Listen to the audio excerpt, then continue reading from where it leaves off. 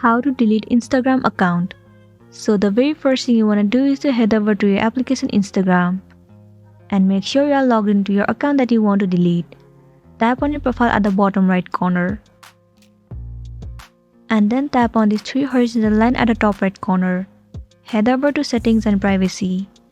Move into account center and then head over to personal details. Tap on account ownership and control. Here click on deactivation or deletion. Tap on your account. Choose delete account and then click on continue. You need to state the reason why you want to delete your account.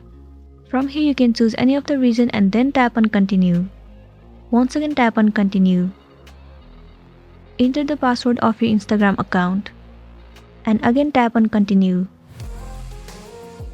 So right here it says that first of all your account will be deactivated for a month.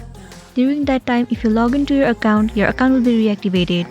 But after 30 days if you don't log into your account will be permanently deleted and you'll be good to go.